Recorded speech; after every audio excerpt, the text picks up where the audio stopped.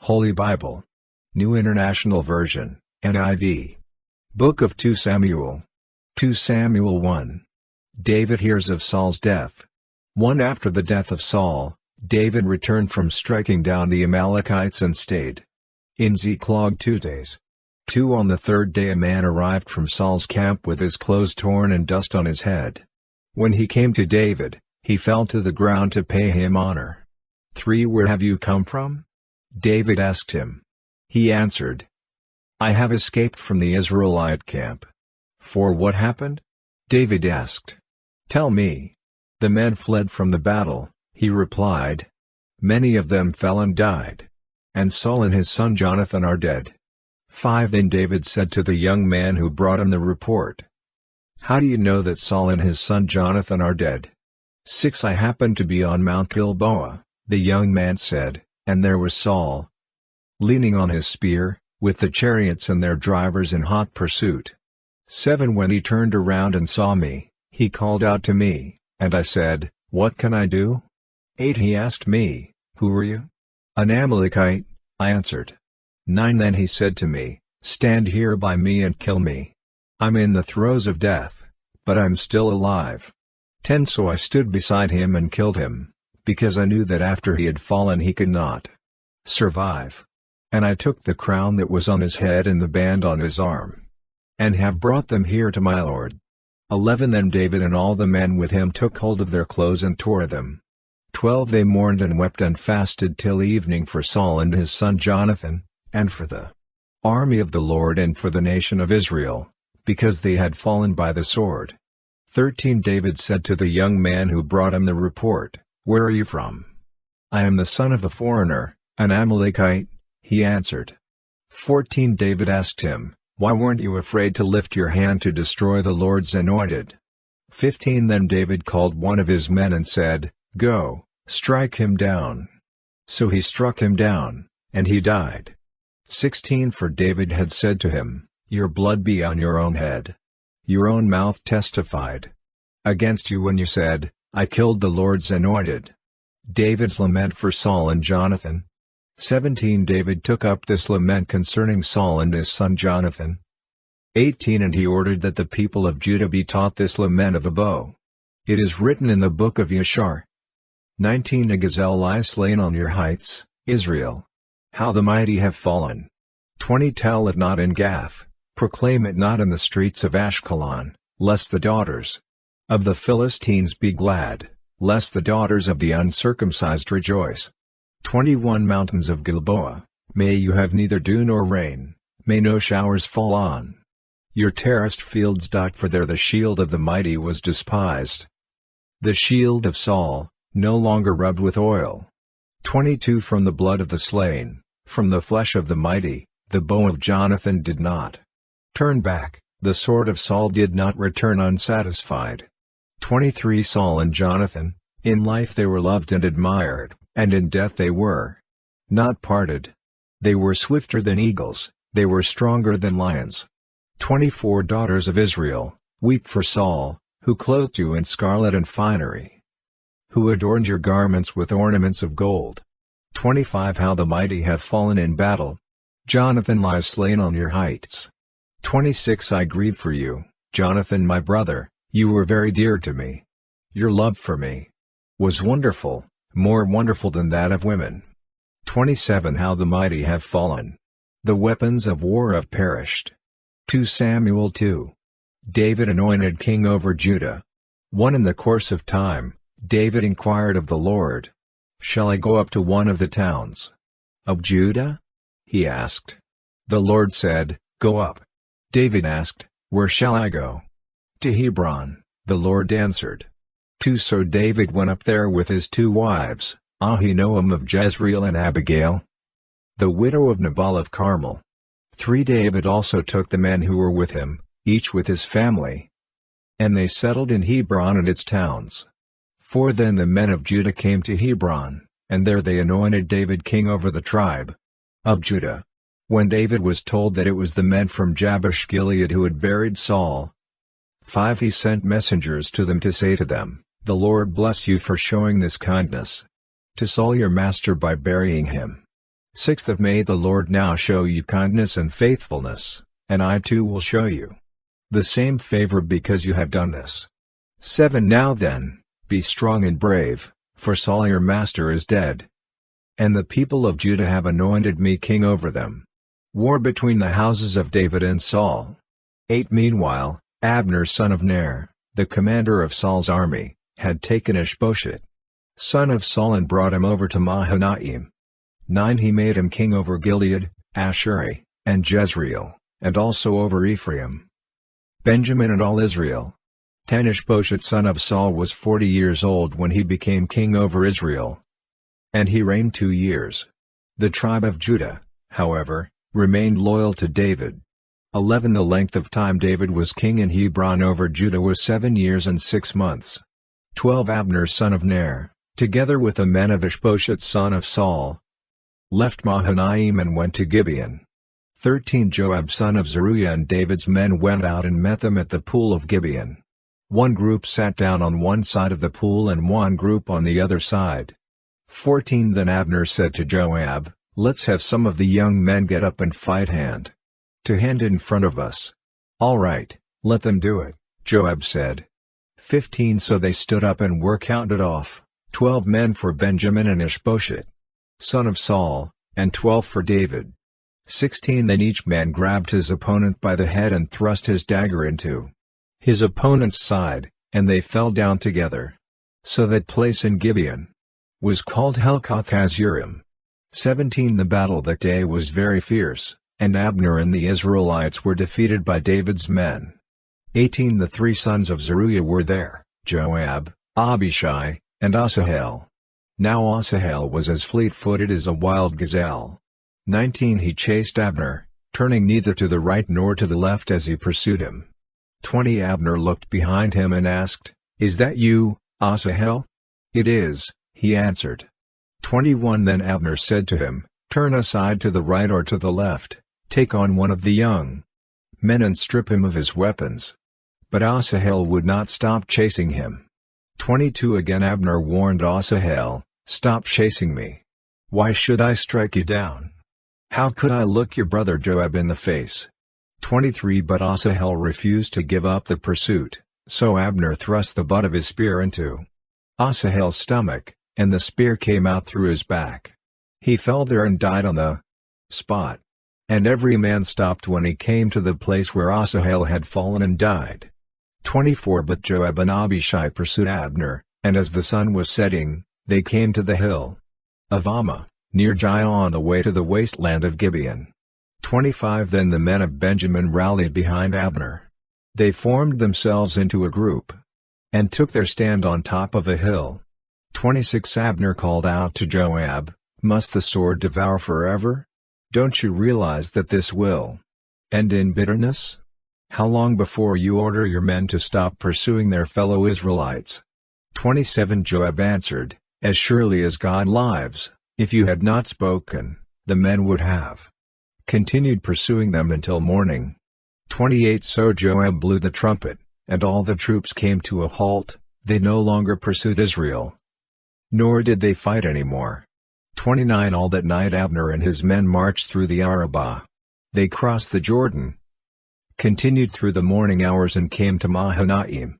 30 Then Joab stopped pursuing Abner and assembled the whole army, besides Asahel. 19 of David's men were found missing. 31 But David's men had killed 360 Benjamites who were with Abner. 32 They took Asahel and buried him in his father's tomb at Bethlehem. Then Joab and his men marched all night and arrived at Hebron by daybreak. 2 Samuel 3. 1 The war between the house of Saul and the house of David lasted a long time. David grew stronger and stronger, while the house of Saul grew weaker and weaker. 2 sons were born to David in Hebron. His firstborn was Amnon the son of Ahinoam of Jezreel. 3 His second, Caleb the son of Abigail the widow of Nabal of Carmel. The third, Absalom the son of Maacah daughter of Talmai king of Geshur. 4 The fourth, Adonijah the son of Haggith. The fifth, Shephatiah the son of Abital. 5 And the sixth, Ithream the son of David's wife Eglah. These were born to David in Hebron. Abner goes over to David. 6. During the war between the house of Saul and the house of David, Abner had been strengthening his own position in the house of Saul. 7. Now Saul had a concubine named Rizpah, daughter of Aiah. And Ishbosheth said to Abner, "Why did you sleep with my father's concubine?" 8. Abner was very angry because of what Ishbosheth said. So he answered, "Am I a dog's head on Judah's side? This very day I am loyal to the house of your father Saul and to his family and friends. I haven't handed you over to David. Yet now you accuse me of an offense involving this woman. 9. May God deal with Abner, be it ever so severely, if I do not do for David what the Lord promised him on oath." 10. And transfer the kingdom from the house of Saul and establish David's throne over Israel and Judah from Dan to Beersheba. 11. Ishbosheth did not dare to say another word to Abner, because he was afraid of him. 12. Then Abner sent messengers on his behalf to say to David, "Whose land is it? Make an agreement with me, and I will help you bring all Israel over to you." 13. "Good," said David. "I will make an agreement with you. But I demand one thing of you. Do not come into my presence unless you bring Michal, daughter of Saul, when you come to see me." 14. Then David sent messengers to Ishbosheth son of Saul, demanding, "Give me my wife Michal, whom I betrothed to myself for the price of 100 Philistine foreskins." 15. So Ishbosheth gave orders and had her taken away from her husband Paltiel son of Laish. 16. Her husband, however, went with her, weeping behind her all the way to Bahurim. Then Abner said to him, "Go back home." So he went back. 17. Abner conferred with the elders of Israel and said, "For some time you have wanted to make David your king. 18. Now do it. For the Lord promised David, 'By my servant David the first will rescue my people Israel from the hand of the Philistines and from the hand of all their enemies.'" 19. Abner also spoke to the Benjamites in person. Then he went to Hebron to tell David everything that Israel and the whole tribe of Benjamin wanted to do. 20. When Abner, who had 20 men with him, came to David at Hebron, David prepared a feast for him and his men. 21. Then Abner said to David, "Let me go at once and assemble all Israel for my lord the king, so that they may make a covenant with you, and that you may rule over all that your heart desires." So David sent Abner away, and he went in peace. Joab murders Abner. 22. Just then David's men and Joab returned from a raid and brought with them a great deal of plunder. But Abner was no longer with David in Hebron, because David had sent him away, and he had gone in peace. 23. When Joab and all the soldiers with him arrived, he was told that Abner son of Ner had come to the king and that the king had sent him away and that he had gone in peace. 24. So Joab went to the king and said, "What have you done? Look, Abner came to you. Why did you let him go? Now he is gone." 25. You know Abner son of Ner, he came to deceive you and observe your movements, and find out everything you are doing. 26. Joab then left David and sent messengers after Abner, and they brought him back from the cistern at Sirah. But David did not know it. 27. Now when Abner returned to Hebron, Joab took him aside into an inner chamber, as if to speak with him privately, and there, to avenge the blood of his brother Asahel, Joab stabbed him in the stomach, and he died. 28. Later, when David heard about this, he said, "I and my kingdom are forever innocent before the Lord concerning the blood of Abner son of Ner." 29. May his blood fall on the head of Joab and on his whole family. May Joab's family never be without someone who has a running sore or leprosy or who leans on a crutch, or who falls by the sword or who lacks food. 30. Joab and his brother Abishai murdered Abner because he had killed their brother Asahel in the battle at Gibeon. 31. Then David said to Joab and all the people with him, "Tear your clothes and put on sackcloth and walk in mourning in front of Abner." King David himself walked behind the bier. 32. They buried Abner in Hebron, and the king wept aloud at Abner's tomb. All the people wept also. 33 The king sang this lament for Abner, should Abner have died as the lawless die? 34 Your hands were not bound, your feet were not fettered. You fell as one falls before the wicked. And all the people wept over him again. 35 Then they all came and urged David to eat something while it was still day, but David took an oath, saying, May God deal with me, be it ever so severely, if I taste bread or anything else before the sun sets. 36 All the people took note and were pleased, indeed, everything the king did pleased them. 37 So on that day all the people there and all Israel knew that the king had no part in the murder of Abner son of Ner. 38 Then the king said to his men, Do you not realize that a commander and a great man has fallen in Israel this day? 39 And today, though I am the anointed king, I am weak, and these sons of Zeruiah are too strong for me. May the Lord repay the evildoer according to his evil deeds. 2 Samuel 4. Ishbosheth murdered. 1 When Ishbosheth son of Saul heard that Abner had died in Hebron, he lost courage, and all Israel became alarmed. 2 Now Saul's son had 2 men who were leaders of raiding bands. One was named Baanah, and the other Rechab. They were sons of Rimmon the Beerothite from the tribe of Benjamin. Beeroth is considered part of Benjamin. 3 Because the people of Beeroth fled to Gittaim and have resided there as foreigners to this day. 4 Jonathan son of Saul had a son who was lame in both feet. He was 5 years old when the news about Saul and Jonathan came from Jezreel. His nurse picked him up and fled, but as she hurried to leave, he fell and became disabled. His name was Mephibosheth.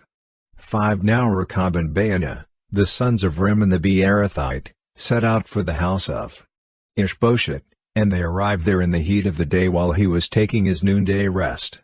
6 They went into the inner part of the house as if to get some wheat, and they stabbed him in the stomach. Then Rechab and his brother Baanah slipped away. 7 They had gone into the house while he was lying on the bed in his bedroom. After they stabbed and killed him, they cut off his head. Taking it with them, they traveled all night by way of the Arabah. 8 They brought the head of Ishbosheth to David at Hebron and said to the king, Here is the head of Ishbosheth son of Saul, your enemy, who tried to kill you. This day the Lord has avenged my lord the king against Saul and his offspring. 9 David answered Rechab and his brother Baanah, the sons of Rimmon the Beerothite, As surely as the Lord lives, who has delivered me out of every trouble.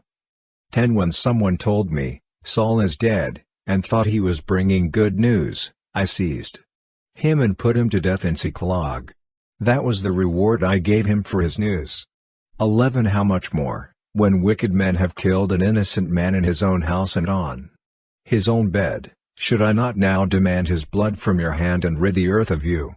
12 So David gave an order to his men, and they killed them. They cut off their hands and feet, and hung the bodies by the pool in Hebron. But they took the head of Ishbosheth, and buried it in Abner's tomb at Hebron. 2 Samuel 5. David becomes king over Israel. 1 All the tribes of Israel came to David at Hebron and said, We are your own flesh and blood. 2 In the past, while Saul was king over us, you were the one who led Israel on their military campaigns. And the Lord said to you, You will shepherd my people Israel, and you will become their ruler. 3 When all the elders of Israel had come to King David at Hebron, the king made a covenant with them at Hebron before the Lord, and they anointed David king over Israel. 4 David was 30 years old when he became king, and he reigned 40 years. 5 In Hebron he reigned over Judah 7 years and 6 months, and in Jerusalem he reigned over all Israel and Judah 33 years. David conquers Jerusalem. 6 The king and his men marched to Jerusalem to attack the Jebusites, who lived there. The Jebusites said to David, You will not get in here, even the blind and the lame can ward you off. They thought, David cannot get in here. 7 Nevertheless, David captured the fortress of Zion, which is the city of David. 8 On that day David had said, Anyone who conquers the Jebusites will have to use the water shaft to reach those lame and blind who are David's enemies. That is why they say, "The blind and lame will not enter the palace." 9 David then took up residence in the fortress and called it the City of David. He built up the area around it, from the terraces inward. 10 And he became more and more powerful, because the Lord God Almighty was with him.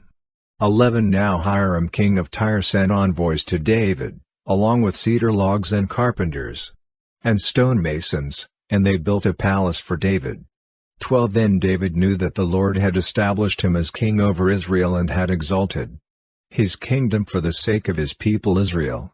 13 After he left Hebron, David took more concubines and wives in Jerusalem, and more sons and daughters were born to him. 14 These are the names of the children born to him there: Shammua, Shobab, Nathan, Solomon. 15 Ivor, Elishua, Nephug, Yaphiah. 16 Elishama, Eliada, and Eliphalet. David defeats the Philistines. 17 When the Philistines heard that David had been anointed king over Israel, they went up in full force to search for him, but David heard about it and went down to the stronghold. 18 Now the Philistines had come and spread out in the valley of Rephaim.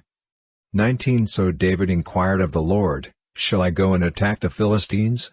Will you deliver them into my hands?" The Lord answered him, "Go, for I will surely deliver the Philistines into your hands." 20 So David went to Baal-perazim, and there he defeated them. He said, "As waters break out, the Lord has broken out against my enemies before me." So that place was called Baal-perazim. 21 The Philistines abandoned their idols there, and David and his men carried them off. 22 Once more the Philistines came up and spread out in the valley of Rephaim. 23 So David inquired of the Lord, and he answered, "Do not go straight up, but circle around behind them and attack them in front of the poplar trees." 24 As soon as you hear the sound of marching in the tops of the poplar trees, move quickly, because that will mean the Lord has gone out in front of you to strike the Philistine army. 25 So David did as the Lord commanded him, and he struck down the Philistines all the way from Gibeon to Gezer. 2 Samuel 6. The ark brought to Jerusalem. 1 David again brought together all the able young men of Israel, 30,000. 2 He and all his men went to Baalah and Judah to bring up from there the ark of God, which is called by the name of the Lord Almighty, who is enthroned between the cherubim on the ark. 3 They set the ark of God on a new cart and brought it from the house of Abinadab, which was on the hill. Uzzah and Ahio, sons of Abinadab, were guiding the new cart. 4 With the ark of God on it, and Ahio was walking in front of it. 5 David and all Israel were celebrating with all their might before the Lord, with castanets, harps, lyres, timbrels, sistrums and cymbals. 6 When they came to the threshing floor of Nacon, Uzzah reached out and took hold of the ark of God, because the oxen stumbled. 7 The Lord's anger burned against Uzzah because of his irreverent act. Therefore God struck him down, and he died there beside the ark of God. 8 Then David was angry because the Lord's wrath had broken out against Uzzah, and to this day that place is called Perez Uzzah. 9 David was afraid of the Lord that day and said, "How can the ark of the Lord ever come to me?" 10 He was not willing to take the ark of the Lord to be with him in the city of David. Instead, he took it to the house of Obed-Edom the Gittite. 11 The ark of the Lord remained in the house of Obed-Edom the Gittite for 3 months. And the Lord blessed him and his entire household. 12 Now King David was told, "The Lord has blessed the household of Obed-Edom, and everything he has, because of the ark of God." So David went to bring up the ark of God from the house of Obed-Edom to the city of David with rejoicing. 13 When those who were carrying the ark of the Lord had taken 6 steps, he sacrificed a bull and a fattened calf. 14 Wearing a linen ephod, David was dancing before the Lord with all his might. 15 While he and all Israel were bringing up the ark of the Lord with shouts and the sound of trumpets. 16 As the ark of the Lord was entering the city of David, Michal daughter of Saul watched from the window, and when she saw King David leaping and dancing before the Lord, she despised him in her heart. 17 They brought the ark of the Lord and set it in its place inside the tent that David had pitched for it, and David sacrificed burnt offerings and fellowship offerings before the Lord. 18 After he had finished sacrificing the burnt offerings and fellowship offerings, he blessed the people in the name of the Lord Almighty. 19 Then he gave a loaf of bread, a cake of dates and a cake of raisins to each person in the whole crowd of Israelites, both men and women. And all the people went to their homes. 20 When David returned home to bless his household, Michal daughter of Saul came out to meet him and said, "How the king of Israel has distinguished himself today, going around half naked in full view of the slave girls of his servants as any vulgar fellow would." 21 David said to Michal, "It was before the Lord, who chose me rather than your father or anyone from his house when he appointed me ruler over the Lord's people Israel. I will celebrate before the Lord. 22 I will become even more undignified than this, and I will be humiliated in my own eyes. But by these slave girls you spoke of, I will be held in honor." 23 And Michal daughter of Saul had no children to the day of her death. 2 Samuel 7. God's promise to David. 1 After the king was settled in his palace and the Lord had given him rest from all his enemies around him.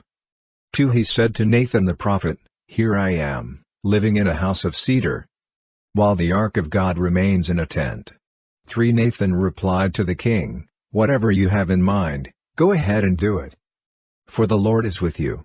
4 But that night the word of the Lord came to Nathan, saying, 5 Go and tell my servant David, "This is what the Lord says.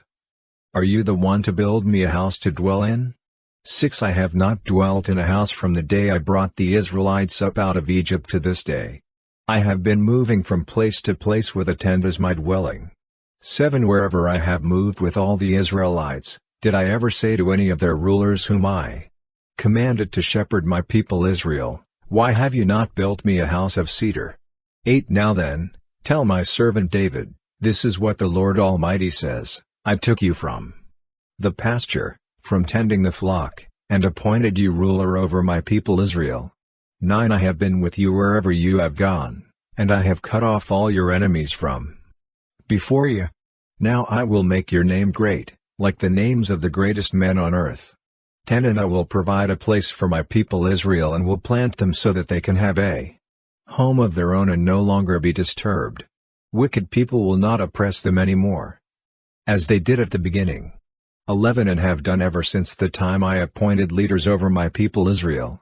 I will also give you rest from all your enemies. The Lord declares to you that the Lord Himself will establish a house for you. 12 When your days are over and you rest with your ancestors, I will raise up your offspring to succeed you, your own flesh and blood, and I will establish His kingdom. 13 He is the one who will build a house for my name, and I will establish the throne of His kingdom forever. 14 I will be His father, and he will be my son. When he does wrong, I will punish him with a rod wielded by men, with floggings inflicted by human hands. 15 But my love will never be taken away from him, as I took it away from Saul, whom I removed from before you. 16 Your house and your kingdom will endure forever before me. Your throne will be established forever. 17 Nathan reported to David all the words of this entire revelation. David's prayer. 18 Then King David went in and sat before the Lord, and he said, "Who am I, sovereign Lord, and what is my family, that you have brought me this far?" 19 And as if this were not enough in your sight, sovereign Lord, you have also spoken about the future of the house of your servant, and this decree, sovereign Lord, is for a mere human. 20 What more can David say to you? For you know your servant, sovereign Lord. 21 For the sake of your word and according to your will, you have done this great thing, and made it known to your servant. 22 How great you are, sovereign Lord! There is no one like you, and there is no God but you, as we have heard with our own ears. 23 And who is like your people Israel, the one nation on earth that God went out to redeem as a people for Himself, and to make a name for Himself, and to perform great and awesome wonders by driving out nations and their gods from before your people. whom you redeemed from Egypt. 24 You have established your people Israel as your very own forever, and you, Lord, have become their God. 25 And now, Lord God, keep forever the promise you have made concerning your servant and his house. Do as you promised. 26 So that your name will be great forever. Then people will say, the Lord Almighty is God over Israel. And the house of your servant David will be established in your sight. 27 Lord Almighty, God of Israel, you have revealed this to your servant, saying, I will build a house for you. So your servant has found courage to pray this prayer to you. 28 Sovereign Lord, you are God.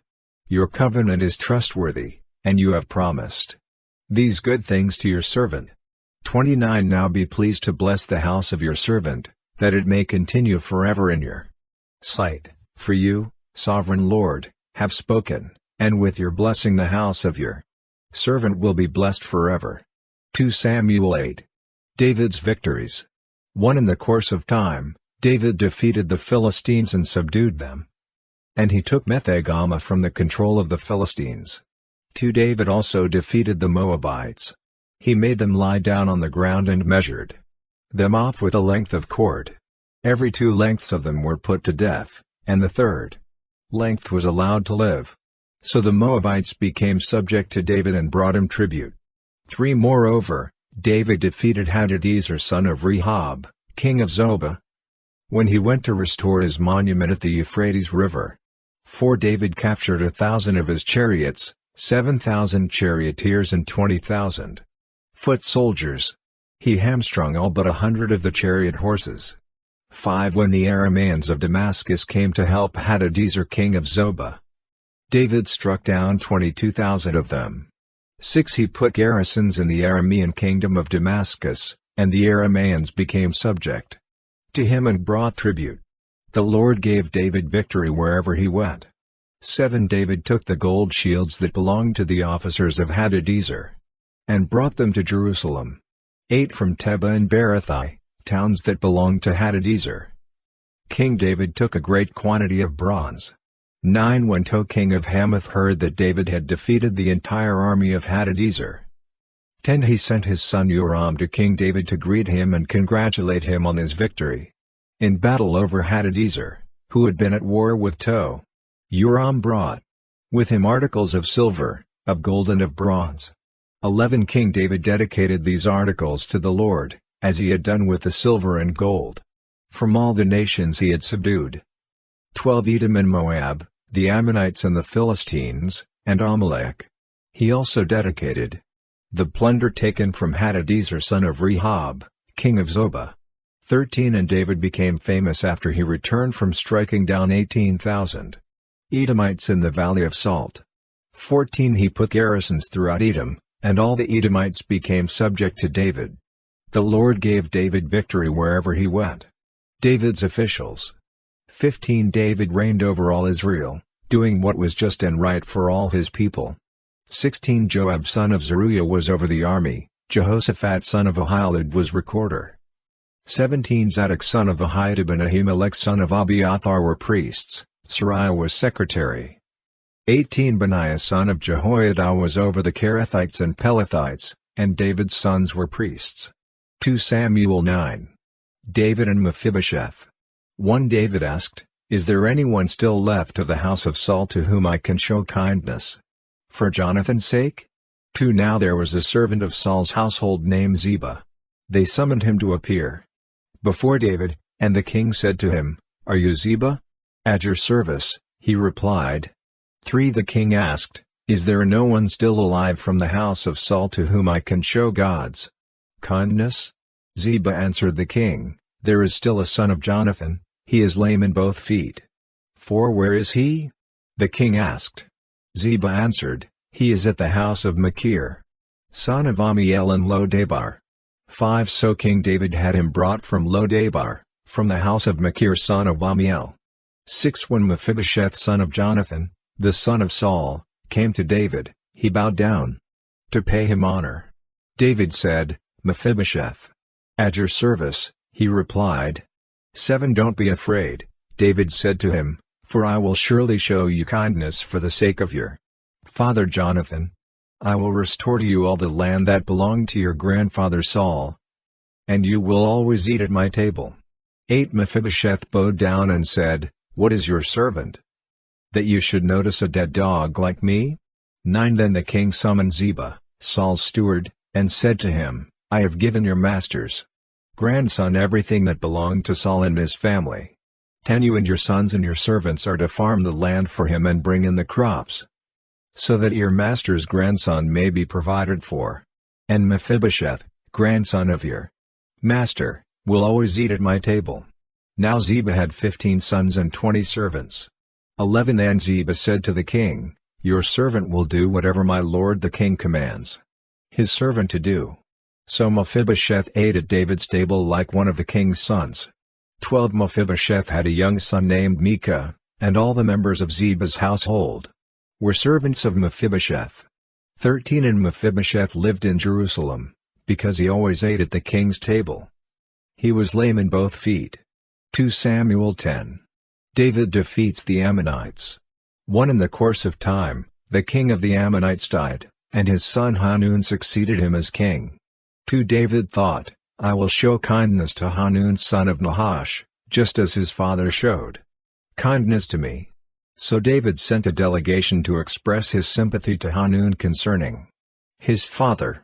When David's men came to the land of the Ammonites, 3 The Ammonite commanders said to Hanun their lord, "Do you think David is honoring your father by sending envoys to you to express sympathy? Hasn't David sent them to you only to explore the city and spy it out and overthrow it?" 4 So Hanun seized David's envoys, shaved off half of each man's beard, cut off their garments at the buttocks, and sent them away. 5 When David was told about this, he sent messengers to meet the men, for they were greatly humiliated. The king said, "Stay at Jericho till your beards have grown, and then come back."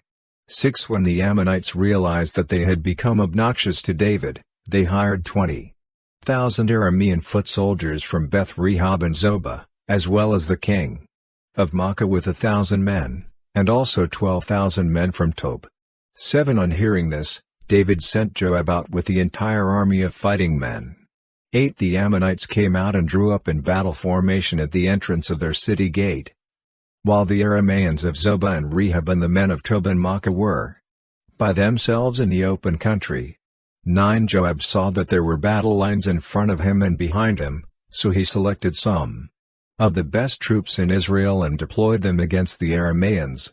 10 He put the rest of the men under the command of Abishai his brother, and deployed them against the Ammonites. 11 Joab said, "If the Arameans are too strong for me, then you are to come to my rescue. But if the Ammonites are too strong for you, then I will come to rescue you. 12 Be strong, and let us fight bravely for our people and the cities of our God. The Lord will do what is good in his sight." 13 Then Joab and the troops with him advanced to fight the Arameans, and they fled before him. 14 When the Ammonites realized that the Arameans were fleeing, they fled before Abishai, and went inside the city. So Joab returned from fighting the Ammonites, and came to Jerusalem. 15 After the Arameans saw that they had been routed by Israel, they regrouped. 16 Hadadezer had Arameans brought from beyond the Euphrates River, they went to Helam, with Shobach the commander of Hadadezer's army leading them. 17 When David was told of this, he gathered all Israel, crossed the Jordan and went to Helam. The Arameans formed their battle lines to meet David and fought against him. 18 But they fled before Israel, and David killed 700 of their charioteers and 40,000 of their foot soldiers. He also struck down Shobach the commander of their army, and he died there. 19 When all the kings who were vassals of Hadadezer saw that they had been routed by Israel, they made peace with the Israelites and became subject to them. So the Arameans were afraid to help the Ammonites anymore. 2 Samuel 11. David and Bathsheba. 1 In the spring, at the time when kings go off to war, David sent Joab out with the king's men and the whole Israelite army. They destroyed the Ammonites and besieged Rabbah. But David remained in Jerusalem. One evening David got up from his bed and walked around on the roof of the palace. From the roof he saw a woman bathing. The woman was very beautiful. 3 And David sent someone to find out about her. The man said, "She is Bathsheba, the daughter of Eliam and the wife of Uriah the Hittite." 4 Then David sent messengers to get her. She came to him, and he slept with her. Now she was purifying herself from her monthly uncleanness, then she went back home. 5 The woman conceived and sent word to David, saying, "I am pregnant." 6 So David sent this word to Joab, "Send me Uriah the Hittite." And Joab sent him to David. 7 When Uriah came to him, David asked him how Joab was, how the soldiers were and how the war was going. 8 Then David said to Uriah, "Go down to your house and wash your feet." So Uriah left the palace, and a gift from the king was sent after him. 9 But Uriah slept at the entrance to the palace with all his master's servants, and did not go down to his house. 10 David was told, Uriah did not go home.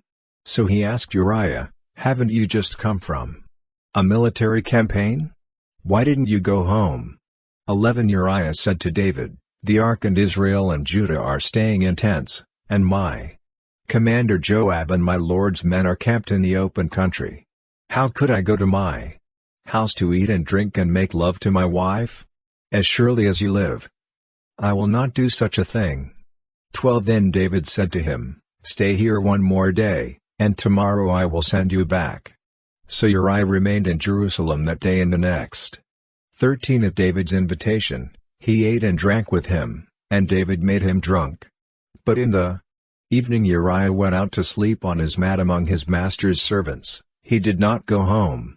14 In the morning David wrote a letter to Joab and sent it with Uriah. 15 In it he wrote, "Put Uriah out in front where the fighting is fiercest. Then withdraw from him so he will be struck down and die." 16 So while Joab had the city under siege, he put Uriah at a place where he knew the strongest defenders were. 17 When the men of the city came out and fought against Joab, some of the men in David's army fell, moreover, Uriah the Hittite died. 18 Joab sent David a full account of the battle. 19 He instructed the messenger, "When you have finished giving the king this account of the battle." 20 The king's anger may flare up, and he may ask you, "Why did you get so close to the city to fight? Didn't you know they would shoot arrows from the wall?" 21 Who killed Abimelech son of Jerubbesheth? Didn't a woman drop an upper millstone on him from the wall, so that he died in Thebez? Why did you get so close to the wall?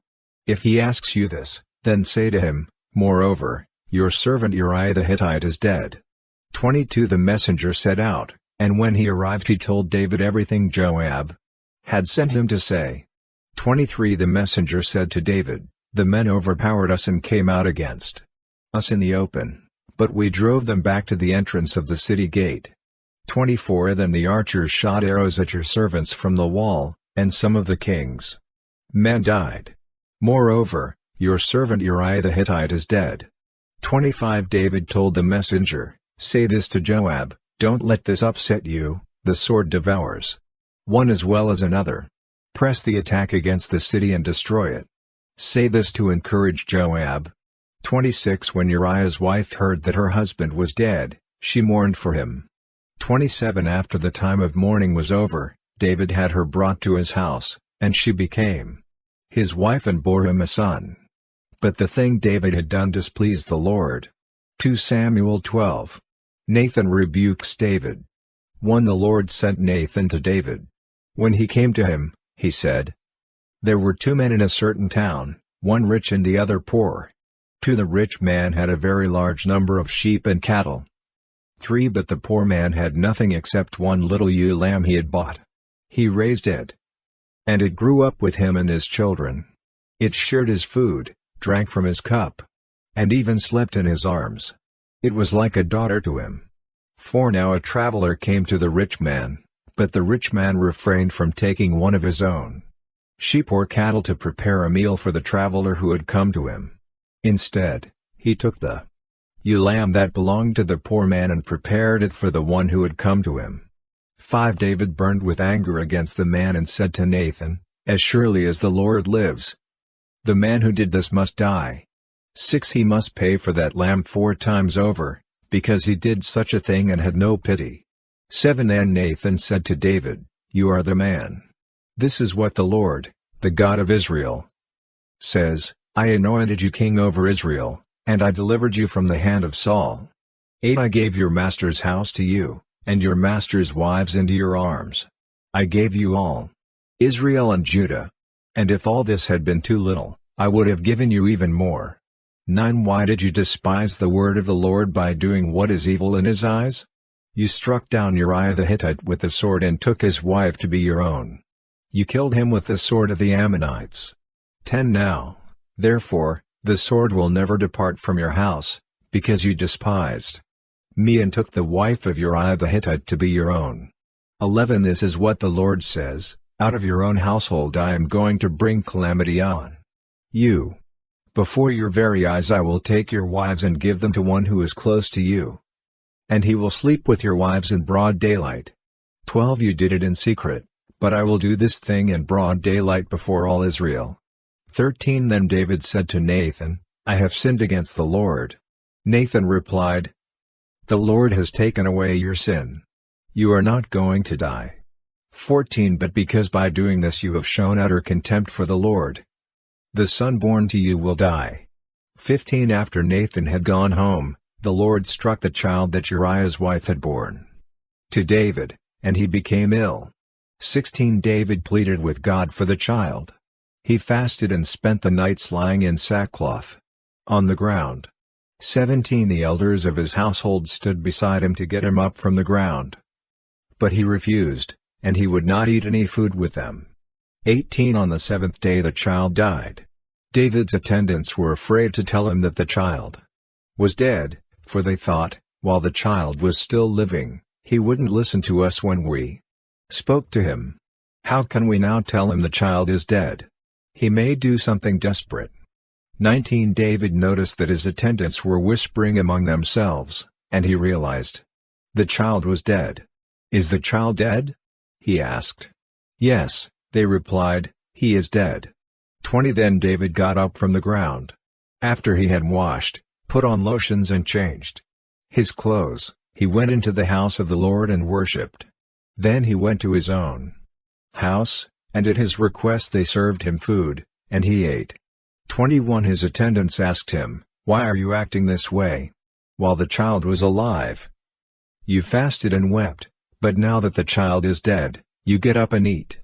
22. He answered, While the child was still alive, I fasted and wept. I thought, who knows? The Lord may be gracious to me and let the child live. 23. But now that he is dead, why should I go on fasting? Can I bring him back again? I will go to him, but he will not return to me. 24. Then David comforted his wife Bathsheba, and he went to her and made love to her. She gave birth to a son, and they named him Solomon. The Lord loved him. 25. And because the Lord loved him, he sent word through Nathan the prophet to name him Yedidiah. 26. Meanwhile Joab fought against Rabbah of the Ammonites and captured the royal citadel. 27. Joab then sent messengers to David, saying, I have fought against Rabbah and taken its water supply. 28. Now muster the rest of the troops and besiege the city and capture it. Otherwise I will take the city, and it will be named after me. 29. So David mustered the entire army and went to Rabbah, and attacked and captured it. 30. David took the crown from their king's head, and it was placed on his own head. It weighed a talent of gold, and it was set with precious stones.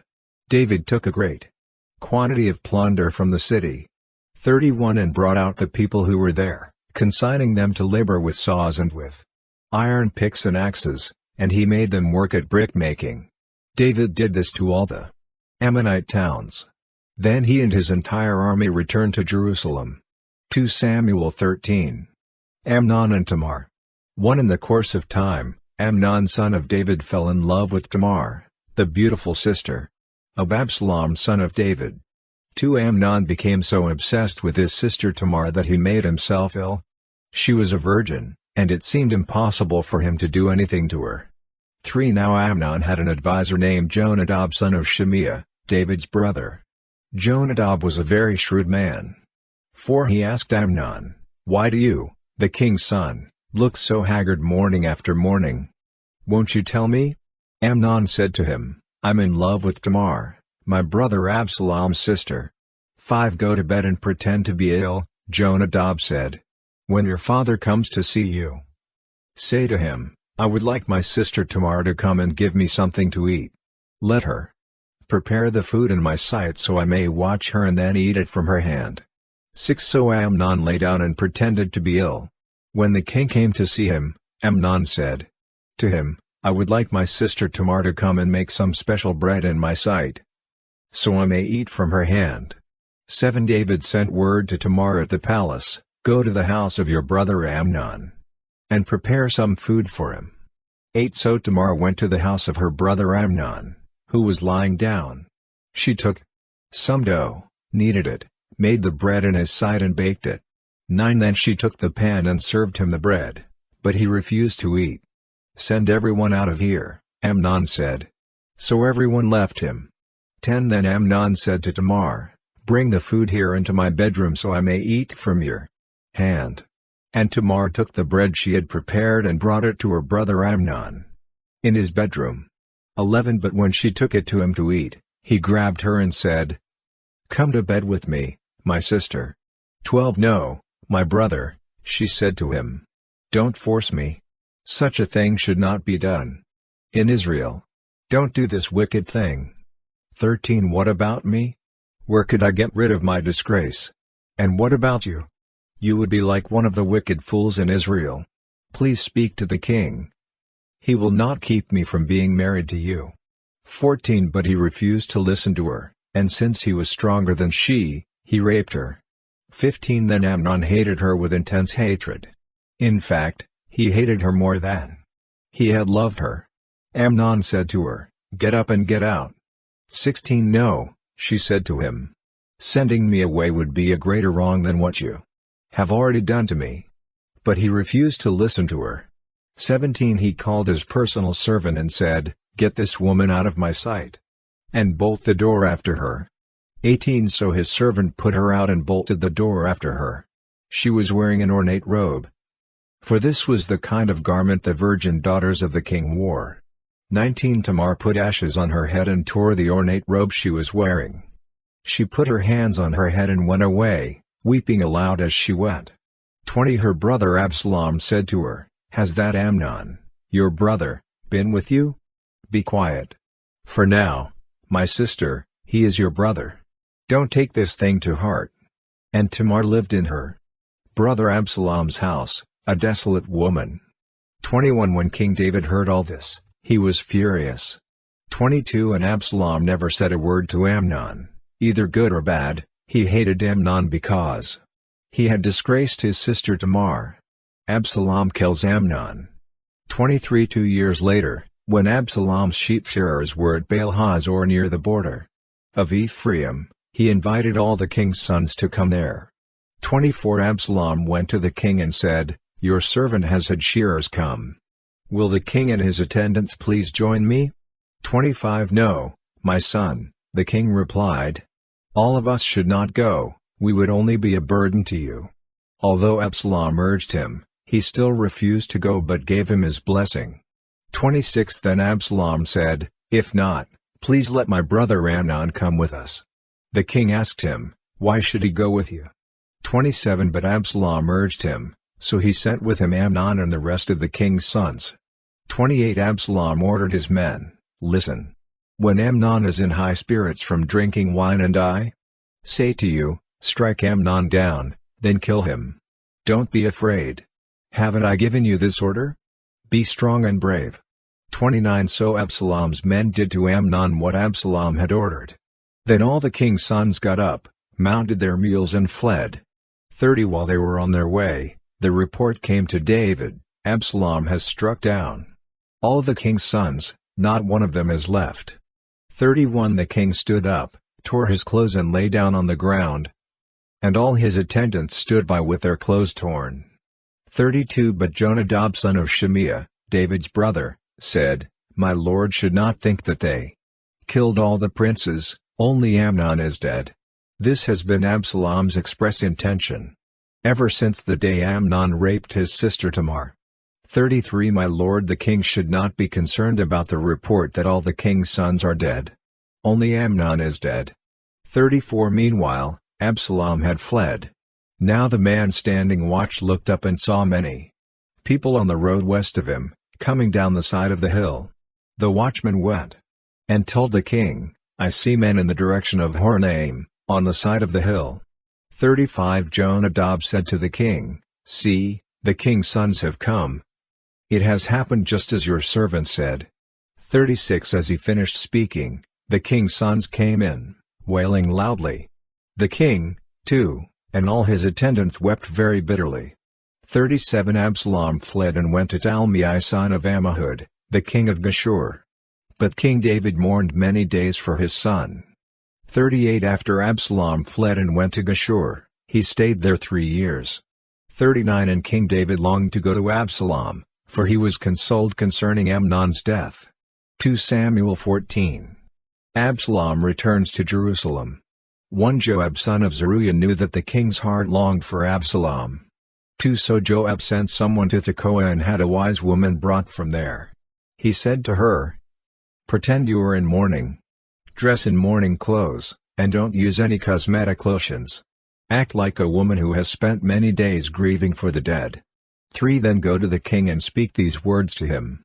And Joab put the words in her mouth. 4 When the woman from Tekoa went to the king, she fell with her face to the ground to pay him honor, and she said, Help me, your majesty. 5 The king asked her, What is troubling you? She said, I am a widow, my husband is dead. 6 I Your servant had 2 sons. They got into a fight with each other in the field, and no one was there to separate them. One struck the other and killed him. 7 Now the whole clan has risen up against your servant, they say, Hand over the one who struck his brother down, so that we may put him to death for the life of his brother whom he killed, then we will get rid of the heir as well. They would put out the only burning coal I have left, leaving my husband neither name nor descendant on the face of the earth. 8 The king said to the woman, Go home, and I will issue an order in your behalf. 9 But the woman from Tekoa said to him, Let my lord the king pardon me and my family, and let the king and his throne be without guilt. 10 The king replied, If anyone says anything to you, bring them to me, and they will not bother you again. 11 She said, Then let the king invoke the Lord his God to prevent the avenger of blood from adding to the destruction, so that my son will not be destroyed. As surely as the Lord lives, he said, not one hair of your son's head will fall to the ground. 12 Then the woman said, Let your servant speak a word to my lord the king. Speak, he replied. 13 The woman said, Why then have you devised a thing like this against the people of God? When the king says this, does he not convict himself, for the king has not brought back his banished son? 14 Like water spilled on the ground, which cannot be recovered, so we must die. But that is not what God desires, rather, he devises ways so that a banished person does not remain banished from him. 15 And now I have come to say this to my lord the king because the people have made me afraid. Your servant thought, I will speak to the king, perhaps he will grant his servant's request. 16 Perhaps the king will agree to deliver his servant from the hand of the man who is trying to cut off both me and my son from God's inheritance. 17 And now your servant says, May the word of my lord the king secure my inheritance.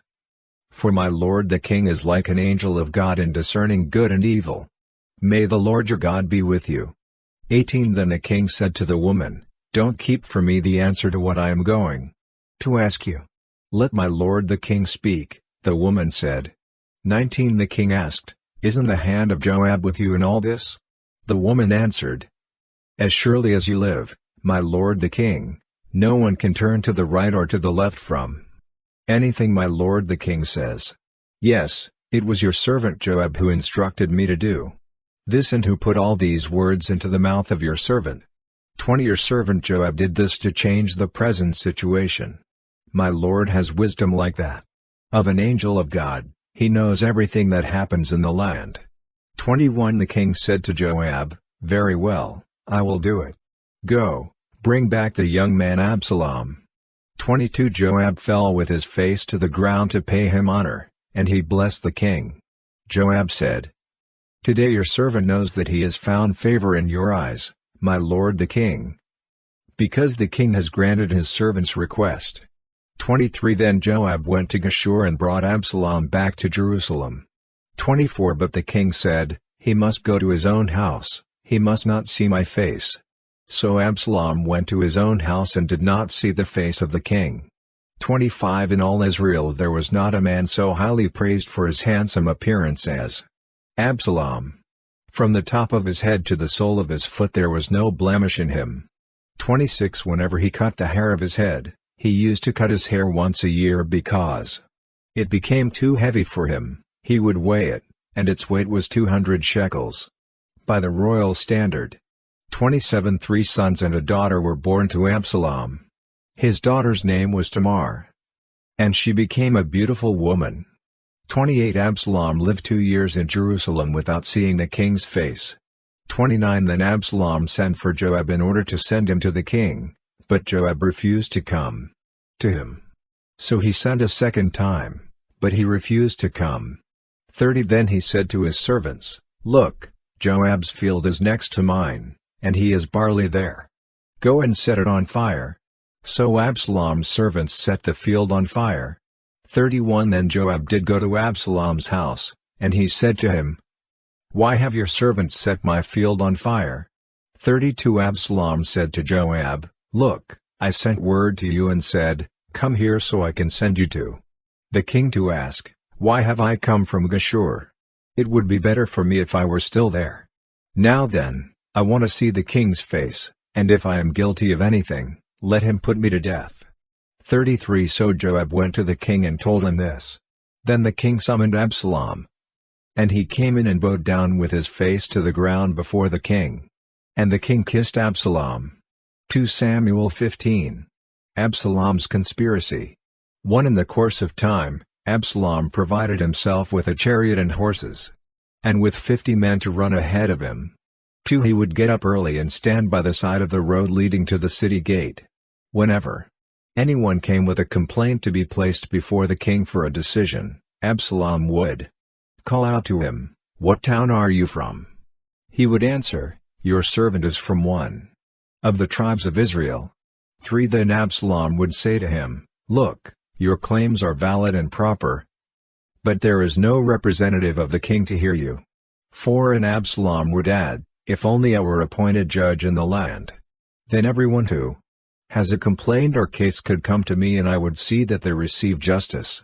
5 Also, whenever anyone approached him to bow down before him, Absalom would reach out his hand, take hold of him and kiss him. 6 Absalom behaved in this way toward all the Israelites who came to the king asking for justice, and so he stole the hearts of the people of Israel. 7 At the end of 4 years, Absalom said to the king, "Let me go to Hebron and fulfill a vow I made to the Lord." 8 While your servant was living at Geshur in Aram, I made this vow, "If the Lord takes me back to Jerusalem, I will worship the Lord in Hebron." 9 The king said to him, "Go in peace." So he went to Hebron. 10 Then Absalom sent secret messengers throughout the tribes of Israel to say, "As soon as you hear the sound of the trumpets, then say, 'Absalom is king in Hebron.'" 11 200 men from Jerusalem had accompanied Absalom. They had been invited as guests and went quite innocently, knowing nothing about the matter. 12 While Absalom was offering sacrifices, he also sent for Ahithophel the Gilonite, David's counselor, to come from Gilo, his hometown. And so the conspiracy gained strength, and Absalom's following kept on increasing. David flees. 13 A messenger came and told David, "The hearts of the people of Israel are with Absalom." 14 Then David said to all his officials who were with him in Jerusalem, "Come. We must flee, or none of us will escape from Absalom. We must leave immediately, or he will move quickly to overtake us and bring ruin on us and put the city to the sword." 15 The king's officials answered him, "Your servants are ready to do whatever our lord the king chooses." 16 The king set out, with his entire household following him, but he left 10 concubines to take care of the palace. 17 So the king set out, with all the people following him, and they halted at the edge of the city. 18 All his men marched past him, along with all the Kerethites and Pelethites, and all the 600 Gittites who had accompanied him from Gath marched before the king. 19 The king said to Ittai the Gittite, "Why should you come along with us? Go back and stay with King Absalom. You are a foreigner, an exile from your homeland. 20 You came only yesterday, and today shall I make you wander about with us, when I do not know where I am going? Go back, and take your people with you. May the Lord show you kindness and faithfulness." 21 But Ittai replied to the king, "As surely as the Lord lives, and as my lord the king lives, wherever my lord the king may be, whether it means life or death, there will your servant be." 22 David said to Ittai, "Go ahead, march on." So Ittai the Gittite marched on with all his men and the families that were with him. 23 The whole countryside wept aloud as all the people passed by. The king also crossed the Kidron Valley, and all the people moved on toward the wilderness. 24 Zadok was there, too, and all the Levites who were with him were carrying the ark of the covenant of God. They set down the ark of God, and Abiathar offered sacrifices until all the people had finished leaving the city. 25 Then the king said to Zadok, "Take the ark of God back into the city. If I find favor in the Lord's eyes, he will bring me back and let me see it in his dwelling place again." 26 But if he says, "I am not pleased with you," then I am ready, let him do to me whatever seems good to him. 27 The king also said to Zadok the priest, "Do you understand? Go back to the city with my blessing. Take your son Ahimaaz with you, and also Abiathar's son Jonathan. You and Abiathar return with your 2 sons. 28 I will wait at the fords in the wilderness until word comes from you to inform me." 29 So Zadok and Abiathar took the ark of God back to Jerusalem and stayed there. 30 But David continued up the Mount of Olives, weeping as he went, his head was covered, and he was barefoot. All the people with him covered their heads too and were weeping as they went up. 31 Now David had been told, "Ahithophel is among the conspirators with Absalom." So David prayed, "Lord, turn Ahithophel's counsel into foolishness." 32 When David arrived at the summit, where people used to worship God, Hushai the Archite was there to meet him, his robe torn and dust on his head. 33 David said to him, "If you go with me, you will be a burden to me." 34 But if you return to the city and say to Absalom, "Your Majesty, I will be your servant.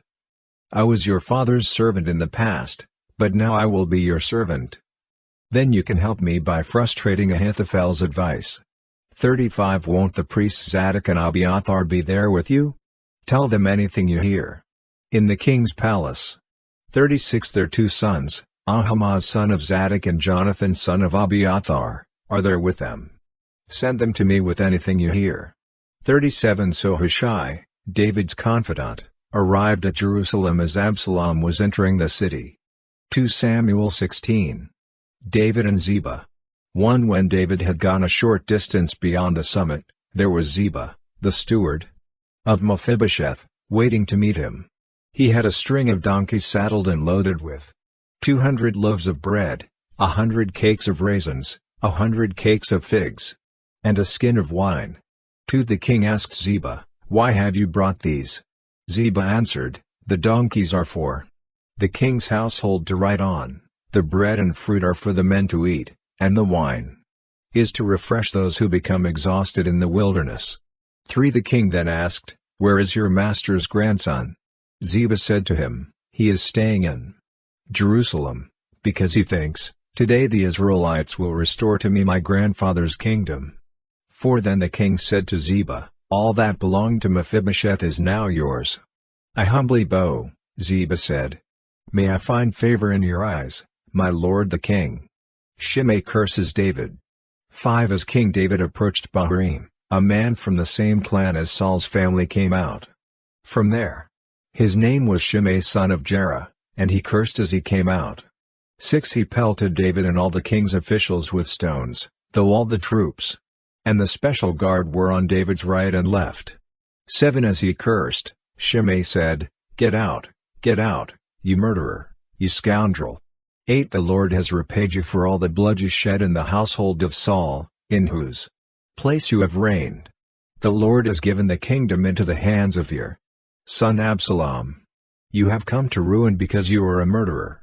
9 Then Abishai son of Zeruiah said to the king, why should this dead dog curse my lord the king? Let me go over and cut off his head. 10 But the king said, what does this have to do with you, you sons of Zeruiah? If he is cursing because the Lord said to him, curse David, who can ask, why do you do this? 11 David then said to Abishai and all his officials, my son, my own flesh and blood, is trying to kill me.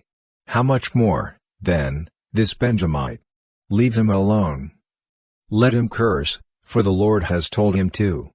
12 It may be that the Lord will look upon my misery and restore to me his covenant blessing, instead of his curse today.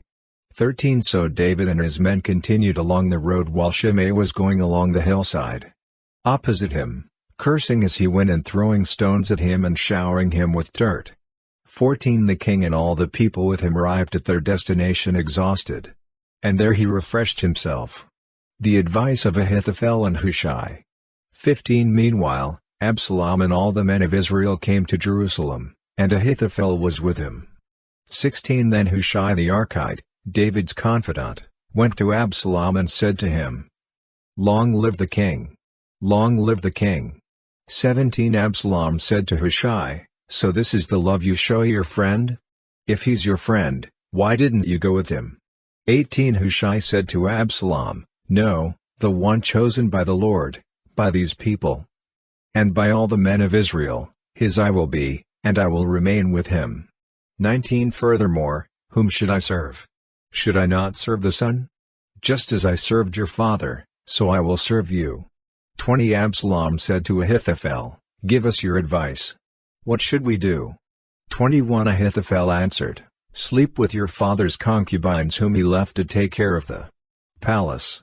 Then all Israel will hear that you have made yourself obnoxious to your father, and the hands of everyone with you will be more resolute. 22 So they pitched a tent for Absalom on the roof, and he slept with his father's concubines, in the sight of all Israel. 23 Now in those days the advice Ahithophel gave was like that of one who inquires of God. That was how both David and Absalom regarded all of Ahithophel's advice.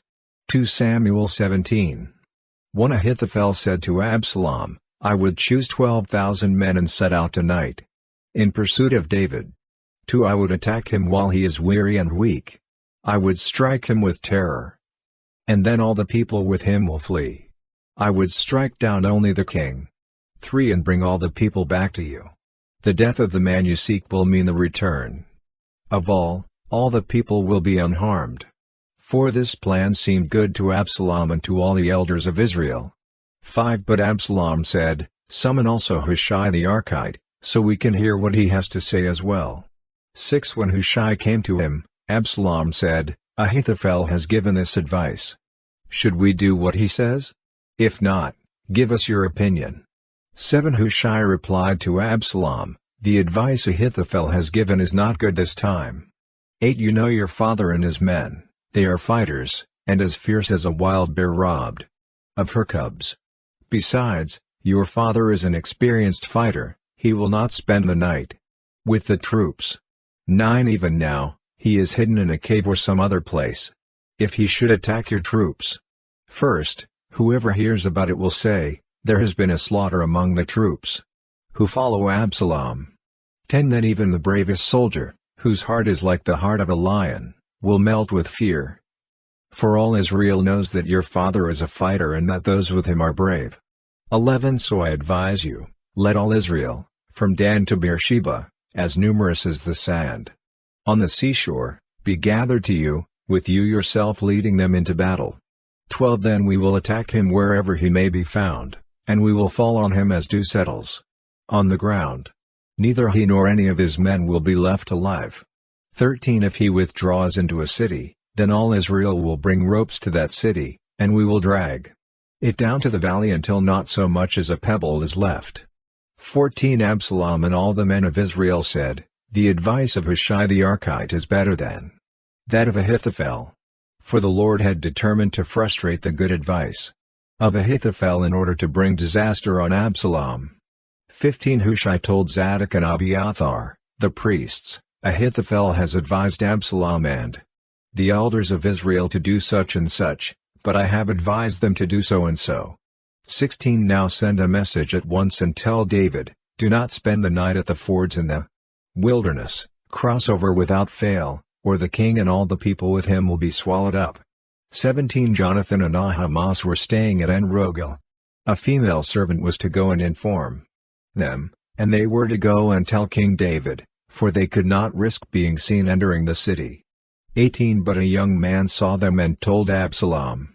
So the two of them left at once and went to the house of a man in Bahraim. He had a well in his courtyard, and they climbed down into it. 19 His wife took a covering and spread it out over the opening of the well and scattered grain over it. No one knew anything about it. 20 When Absalom's men came to the woman at the house, they asked, Where are Ahimaaz and Jonathan? The woman answered them, They crossed over the brook. The men searched but found no one, so they returned to Jerusalem. 21 After they had gone, the two climbed out of the well and went to inform King David. They said to him, Set out and cross the river at once, Ahithophel has advised such and such against you. 22 So David and all the people with him set out and crossed the Jordan. By daybreak, no one was left who had not crossed the Jordan. 23 When Ahithophel saw that his advice had not been followed, he saddled his donkey and set out for his house in his hometown. He put his house in order and then hanged himself. So he died and was buried in his father's tomb. Absalom's death. 24 David went to Mahanaim, and Absalom crossed the Jordan with all the men of Israel. 25 Absalom had appointed Amasa over the army in place of Joab. Amasa was the son of Jeter, an Ishmaelite who had married Abigail, the daughter of Nahash, and sister of Zeruiah the mother of Joab. 26 The Israelites and Absalom camped in the land of Gilead. 27 When David came to Mahanaim, Shobi son of Nahash from Rabbah of the Ammonites, and Machir son of Amiel from Lodebar, and Barzillai the Gileadite from Rogelim. 28 Brought bedding and bowls and articles of pottery. They also brought wheat and barley, flour and roasted grain, beans and lentils. 29 Honey and curds, sheep, and cheese from cow's milk for David and his people to eat. For they said, The people have become exhausted and hungry and thirsty in the wilderness. 2 Samuel 18. 1 David mustered the men who were with him and appointed over them commanders of thousands and commanders of hundreds. 2 David sent out his troops, a third under the command of Joab, a third under Joab's brother Abishai son of Zeruiah, and a third under Ittai the Gittite. The king told the troops, I myself will surely march out with you. 3 But the men said, You must not go out. If we are forced to flee, they won't care about us.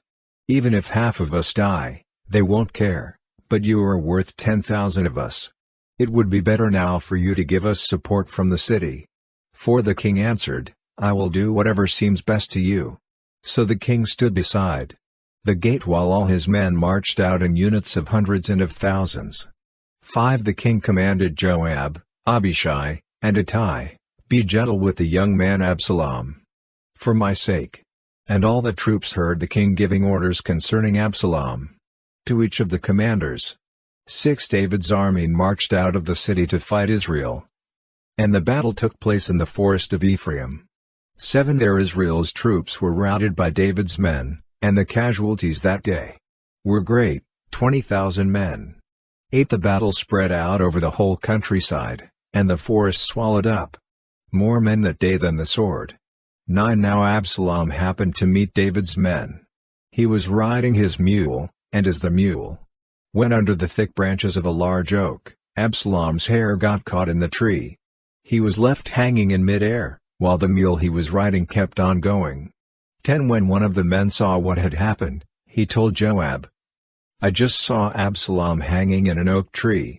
11 Joab said to the man who had told him this, "What? You saw him? Why didn't you strike him to the ground right there?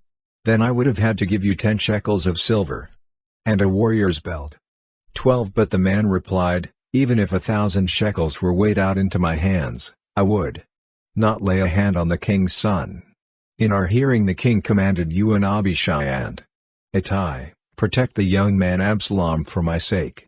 13 And if I had put my life in jeopardy and nothing is hidden from the king, you would have kept your distance from me.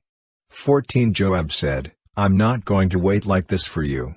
So he took 3 javelins in his hand and plunged them into Absalom's heart while Absalom was still alive in the oak tree.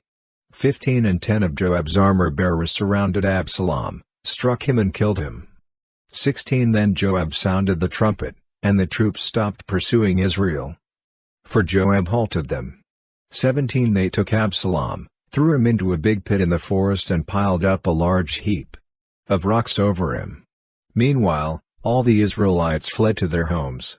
18 During his lifetime Absalom had taken a pillar and erected it in the king's valley as a monument to himself, for he thought, "I have no son to carry on the memory of my name." He named the pillar after himself, and it is called Absalom's monument to this day. David mourns. 19 Now Ahimaaz son of Zadok said, "Let me run and take the news to the king that the Lord has vindicated him by delivering him from the hand of his enemies." 20 You are not the one to take the news today, Joab told him. "You may take the news another time, but you must not do so today, because the king's son is dead." 21 Then Joab said to a Cushite, "Go, tell the king what you have seen." The Cushite bowed down before Joab and ran off. 22 Ahimaaz son of Zadok again said to Joab, "Come what may, please let me run behind the Cushite." But Joab replied, "My son, why do you want to go? You don't have any news that will bring you a reward." 23 He said, "Come what may, I want to run." So Joab said, "Run." Then Ahimaaz ran by way of the plain and outran the Cushite. 24 While David was sitting between the inner and outer gates, the watchman went up to the roof of the gateway by the wall. As he looked out, he saw a man running alone. 25 The watchman called out to the king and reported it. The king said, "If he is alone, he must have good news." And the runner came closer and closer. 26 Then the watchman saw another runner, and he called down to the gatekeeper, "Look! Another man running alone." The king said, "He must be bringing good news, too." 27 The watchman said, "It seems to me that the first one runs like Ahimaaz son of Zadok." "He's a good man," the king said. "He comes with good news." 28 Then Ahimaaz called out to the king, "All is well." He bowed down before the king, with his face to the ground and said, "Praise be to the Lord your God. He has delivered up those who lifted their hands against my lord the king." 29 The king asked, "Is the young man Absalom safe?" Ahimaaz answered, "I saw great confusion just as Joab was about to send the king's servant and me, your servant, but I don't know what it was." 30 The king said, "Stand aside and wait here." So he stepped aside and stood there. 31 Then the Cushite arrived and said, "My lord the king, hear the good news. The Lord has vindicated you today by delivering you from the hand of all who rose up against you." 32 The king asked the Cushite, "Is the young man Absalom safe?" The Cushite replied, "May the enemies of my lord the king and all who rise up to harm you be like that young man." 33 The king was shaken. He went up to the room over the gateway and wept. As he went, he said, "O my son Absalom! My son Absalom! If only I had died instead of you, O Absalom, my son, my son." 2 Samuel 19. 1 Joab was told, "The king is weeping and mourning for Absalom." 2 And for the whole army the victory that day was turned into mourning, because on that day the troops heard it said, "The king is grieving for his son." 3 The men stole into the city that day as men steal and who are ashamed when they flee from battle. 4 The king covered his face and cried aloud, O my son Absalom! O Absalom, my son, my son! 5 Then Joab went into the house to the king and said, Today you have humiliated all your men, who have just saved your life and the lives of your sons and daughters, and the lives of your wives and concubines. 6 You love those who hate you and hate those who love you. You have made it clear today that the commanders and their men mean nothing to you. I see that you would be pleased if Absalom were alive today and all of us were dead. 7 Now go out and encourage your men. I swear by the Lord that if you don't go out, not a man will be left with you by nightfall. This will be worse for you than all the calamities that have come on you from your youth till now. 8 So the king got up and took his seat in the gateway. When the men were told, The king is sitting in the gateway, they all came before him. Meanwhile, the Israelites had fled to their homes. David returns to Jerusalem. 9 Throughout the tribes of Israel, all the people were arguing among themselves, saying, The king delivered us from the hand of our enemies, he is the one who rescued us from the hand of the Philistines. But now he has fled the country to escape from Absalom. 10 And Absalom, whom we anointed to rule over us, has died in battle. So why do you say nothing about bringing the king back? 11 King David sent this message to Zadok and Abiathar, the priests, Ask the elders of Judah. Why should you be the last to bring the king back to his palace, since what is being said throughout Israel has reached the king at his quarters? 12 You are my relatives, my own flesh and blood. So why should you be the last to bring back the king? 13 And say to Amasa, Are you not my own flesh and blood? May God deal with me, be it ever so severely, if you are not the commander of my army for life in place of Joab. 14 He won over the hearts of the men of Judah so that they were all of one mind. They sent word to the king, Return, you and all your men. 15 Then the king returned and went as far as the Jordan. Now the men of Judah had come to Gilgal to go out and meet the king and bring him across the Jordan. 16 Shimei son of Jerah, the Benjamite from Bahraim, hurried down with the men of Judah to meet King David. 17 With him were 1,000 Benjamites, along with Ziba, the steward of Saul's household, and his 15 sons and 20 servants. They rushed to the Jordan, where the king was. 18 They crossed at the ford to take the king's household over and to do whatever he wished. When Shimei son of Jerah crossed the Jordan, he fell prostrate before the king. 19 And said to him, May my lord not hold me guilty. Do not remember how your servant did wrong on the day my lord the king left Jerusalem. May the king put it out of his mind.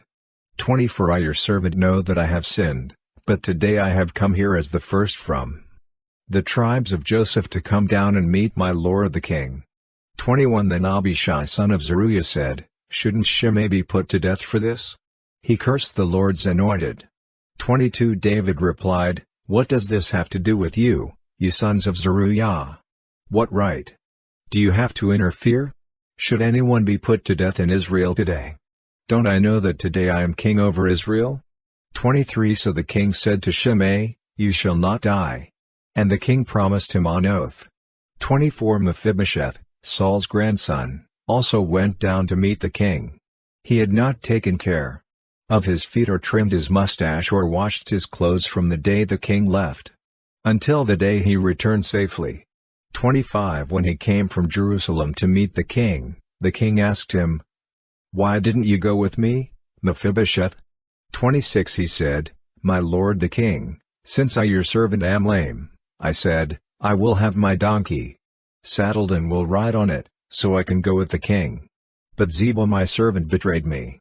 27 And he has slandered your servant to my lord the king. My lord the king is like an angel of God, so do whatever you wish. 28 All my grandfather's descendants deserved nothing but death from my lord the king. But you gave your servant a place among those who eat at your table. So what right do I have to make any more appeals to the king? 29 The king said to him, Why say more? I order you and Ziba to divide the land. 30 Mephibosheth said to the king, Let him take everything, now that my lord the king has returned home safely. 31 Barzillai the Gileadite also came down from Rogelim to cross the Jordan with the king and to send him on his way from there. 32 Now Barzillai was very old, 80 years of age. He had provided for the king during his stay in Mahanaim, for he was a very wealthy man. 33 The king said to Barzillai, "Cross over with me and stay with me in Jerusalem, and I will provide for you." 34 But Barzillai answered the king, "How many more years will I live, that I should go up to Jerusalem with the king? 35 I am now 80 years old. Can I tell the difference between what is enjoyable and what is not? Can your servant taste what he eats and drinks? Can I still hear the voices of male and female singers? Why should your servant be an added burden to my lord the king?" 36 Your servant will cross over the Jordan with the king for a short distance. But why should the king reward me in this way? 37 Let your servant return, that I may die in my own town near the tomb of my father and mother. But here is your servant Kimham. Let him cross over with my lord the king. Do for him whatever you wish." 38 The king said, "Kimham shall cross over with me, and I will do for him whatever you wish. And anything you desire for me I will do for you."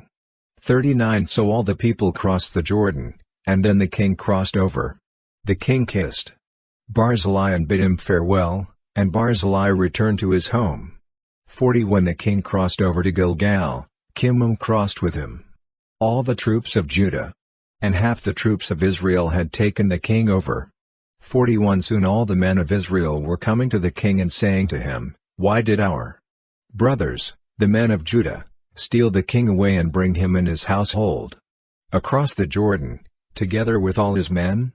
42 All the men of Judah answered the men of Israel, "We did this because the king is closely related to us. Why are you angry about it? Have we eaten any of the king's provisions? Have we taken anything for ourselves?" 43 Then the men of Israel answered the men of Judah, "We have 10 shares in the king. So we have a greater claim on David than you have. Why then do you treat us with contempt? Weren't we the first to speak of bringing back our king?" But the men of Judah pressed their claims even more forcefully than the men of Israel. 2 Samuel 20. Sheba rebels against David. 1 Now a troublemaker named Sheba son of Bichri, a Benjamite, happened to be there. He sounded the trumpet and shouted, "We have no share in David, no part in Jesse's son. Every man to his tent, Israel." 2 So all the men of Israel deserted David to follow Sheba son of Bichri. But the men of Judah stayed by their king all the way from the Jordan to Jerusalem. 3 When David returned to his palace in Jerusalem, he took the 10 concubines he had left to take care of the palace and put them in a house under guard. He provided for them, but had no sexual relations with them. They were kept in confinement till the day of their death, living as widows. 4 Then the king said to Amasa, "Summon the men of Judah to come to me within 3 days, and be here yourself." 5 But when Amasa went to summon Judah, he took longer than the time the king had set for him. 6 David said to Abishai, "Now Sheba son of Bichri will do us more harm than Absalom did. Take your master's men and pursue him, or he will find fortified cities and escape from us." 7 So Joab's men and the Kerethites and Pelethites and all the mighty warriors went out under the command of Abishai. They marched out from Jerusalem to pursue Sheba son of Bichri. 8 While they were at the great rock in Gibeon, Amasa came to meet them. Joab was wearing his military tunic, and strapped over it at his waist was a belt with a dagger in its sheath. As he stepped forward, it dropped out of its sheath. 9 Joab said to Amasa, "How are you, my brother?" Then Joab took Amasa by the beard with his right hand to kiss him. 10 Amasa was not on his guard against the dagger in Joab's hand, and Joab plunged it into his belly, and his intestines spilled out on the ground, without being stabbed again. Amasa died. Then Joab and his brother Abishai pursued Sheba son of Bichri. 11 One of Joab's men stood beside Amasa and said, "Whoever favors Joab, and whoever is for David, let him follow Joab." 12 Amasa lay wallowing in his blood in the middle of the road, And the man saw that all the troops came to a halt there. When he realized that everyone who came up to Amasa stopped, he dragged him from the road into a field and threw a garment over him. 13 After Amasa had been removed from the road, everyone went on with Joab to pursue Sheba son of Bichri. 14 Sheba passed through all the tribes of Israel to Abel-Beth-Maachah and through the entire region of the Bichrites, who gathered together and followed him. 15 All the troops with Joab came and besieged Sheba in Abel-Beth-Maachah. They built a siege ramp up to the city, and it stood against the outer fortifications, while they were battering the wall to bring it down. 16 A wise woman called from the city, "Listen! Listen! Tell Joab to come here, so I can speak to him."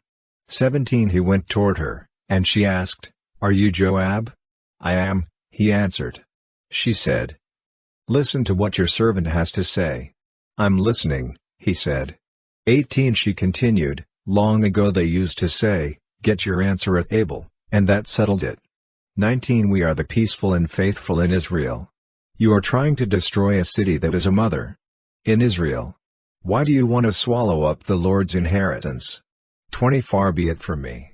Joab replied, "Far be it from me to swallow up or destroy." 21 That is not the case.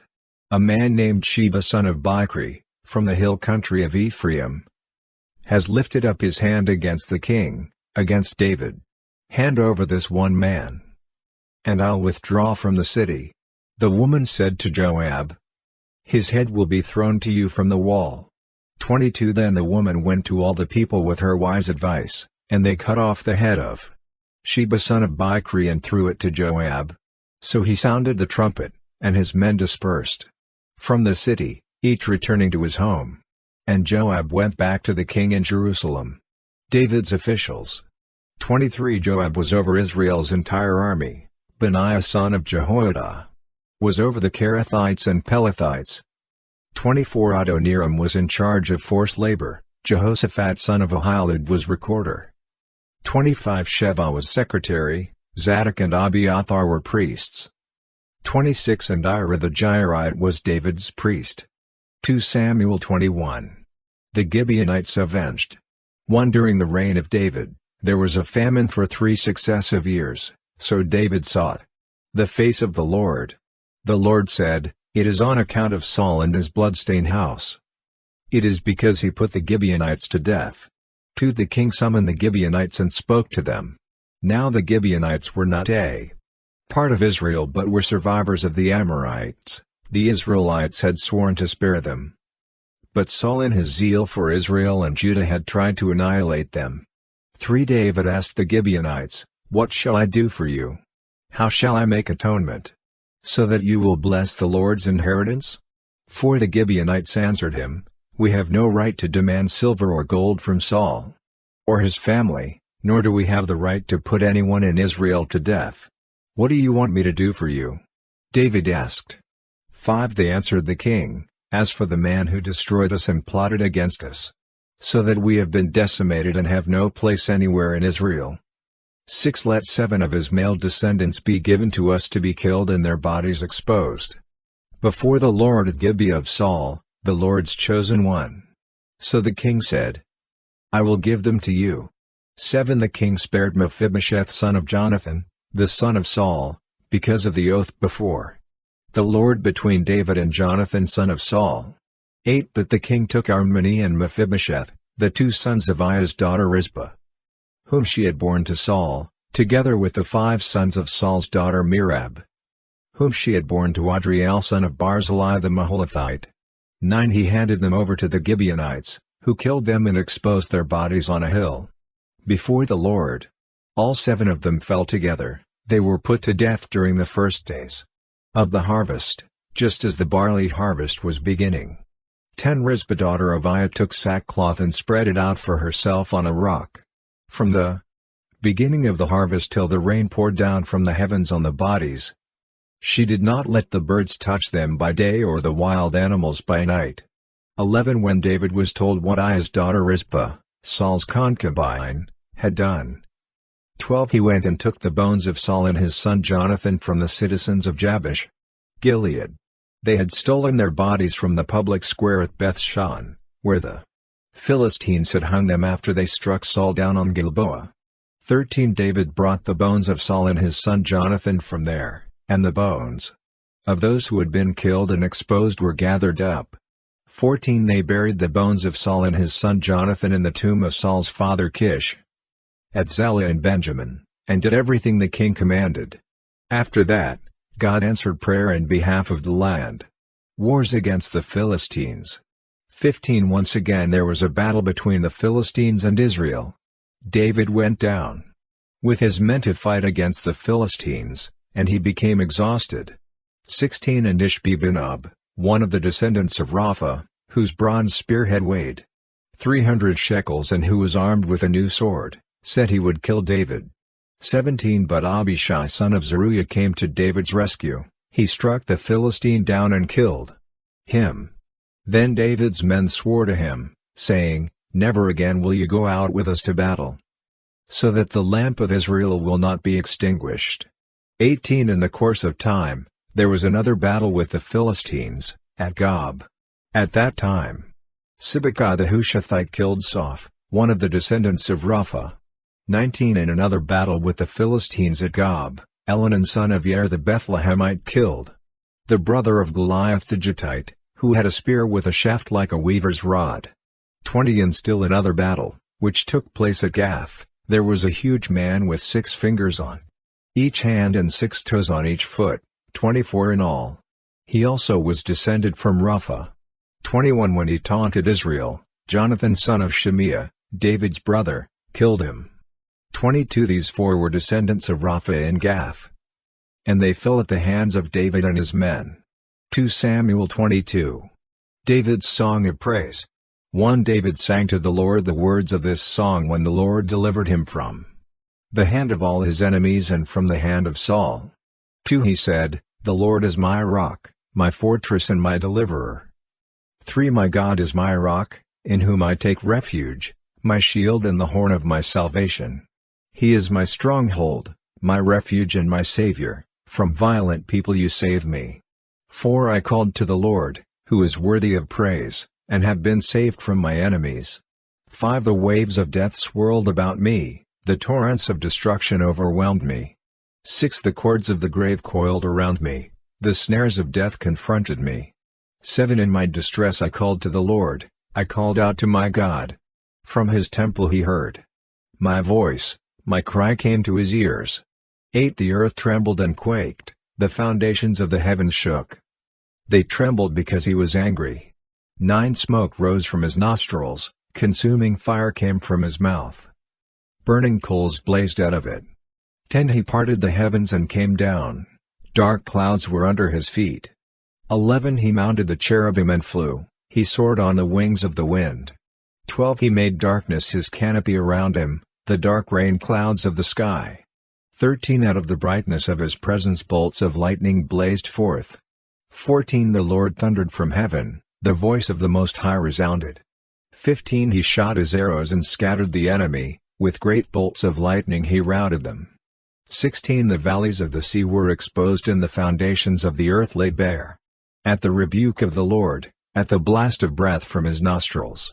17 He reached down from on high and took hold of me, he drew me out of deep waters. 18 He rescued me from my powerful enemy, from my foes, who were too strong for me. 19 They confronted me in the day of my disaster, but the Lord was my support. 20 He brought me out into a spacious place, he rescued me because he delighted in me. 21 The Lord has dealt with me according to my righteousness. According to the cleanness of my hands he has rewarded me. 22 For I have kept the ways of the Lord, I am not guilty of turning from my God. 23 All his laws are before me, I have not turned away from his decrees. 24 I have been blameless before him and have kept myself from sin.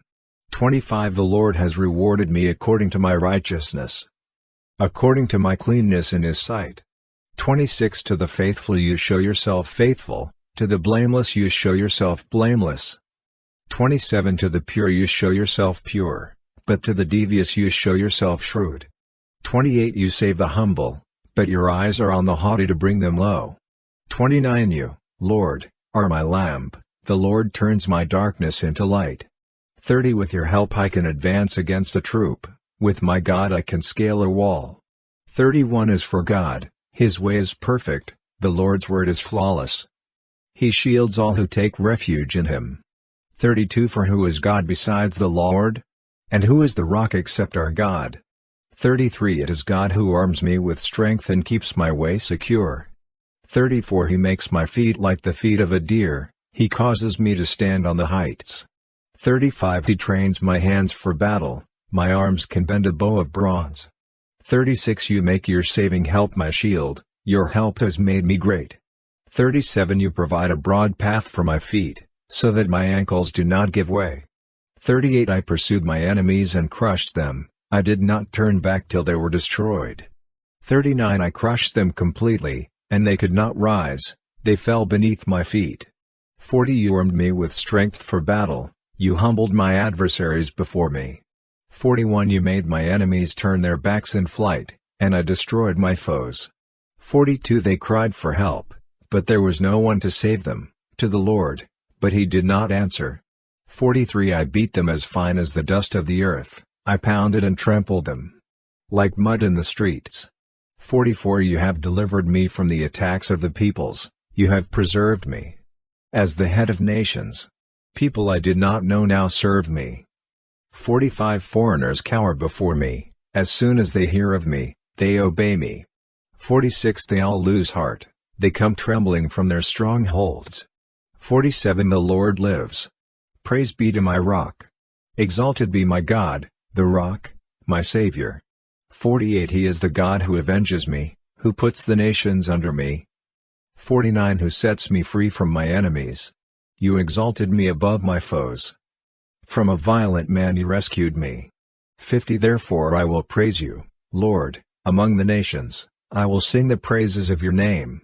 51 He gives his king great victories, he shows unfailing kindness to his anointed, to David and his descendants forever. 2 Samuel 23. David's last words. 1 These are the last words of David, the inspired utterance of David son of Jesse. The utterance of the man exalted by the Most High, the man anointed by the God of Jacob, the hero of Israel's songs. 2 The Spirit of the Lord spoke through me, His word was on my tongue. 3 The God of Israel spoke, the Rock of Israel said to me, when one rules over people in righteousness, when he rules in the fear of God. 4 He is like the light of morning at sunrise on a cloudless morning, like the brightness after rain that brings grass from the earth. 5 If my house were not right with God, surely He would not have made with me an everlasting covenant, arranged and secured in every part, surely He would not bring to fruition my salvation and grant me my every desire. 6 But evil men are all to be cast aside like thorns, which are not gathered with the hand. 7 Whoever touches thorns uses a tool of iron or the shaft of a spear. They are burned up where they lie. David's mighty warriors. 8 These are the names of David's mighty warriors. Joshab-Basebeth, a Tehemanite, was chief of the 3, he raised his spear against 800 men, whom he killed in one encounter. 9 Next to him was Eleazar son of Dodai the Ahite, as one of the 3 mighty warriors. He was with David when they taunted the Philistines gathered at Padamim for battle. Then the Israelites retreated. 10 But Eleazar stood his ground and struck down the Philistines till his hand grew tired, and froze to the sword. The Lord brought about a great victory that day. The troops returned to Eleazar, but only to strip the dead. 11 Next to him was Shammah son of Agi the Hararite. When the Philistines banded together at a place where there was a field full of lentils, Israel's troops fled from them. 12 But Shammah took his stand in the middle of the field. He defended it and struck the Philistines down, and the Lord brought about a great victory. 13 During harvest time, 3 of the 30 chief warriors came down to David at the cave of Adullam, while a band of Philistines was encamped in the valley of Rephaim. 14 At that time David was in the stronghold, and the Philistine garrison was at Bethlehem. 15 David longed for water and said, "Oh, that someone would get me a drink of water from the well near the gate of Bethlehem." 16 So the three mighty warriors broke through the Philistine lines, drew water from the well near the gate of Bethlehem and carried it back to David. But he refused to drink it. Instead, he poured it out before the Lord. 17 Far be it from me, Lord, to do this, he said. Is it not the blood of men who went at the risk of their lives? And David would not drink it. Such were the exploits of the three mighty warriors. 18 Abishai the brother of Joab son of Zeruiah was chief of the three. He raised his spear against 300 men, whom he killed, and so he became as famous as the three. 19 Was he not held in greater honor than the three? He became their commander, even though he was not included among them. 20 Benaiah son of Jehoiada, a valiant fighter from Kabzeel, performed great exploits. He struck down Moab's two mightiest warriors. He also went down into a pit on a snowy day and killed a lion.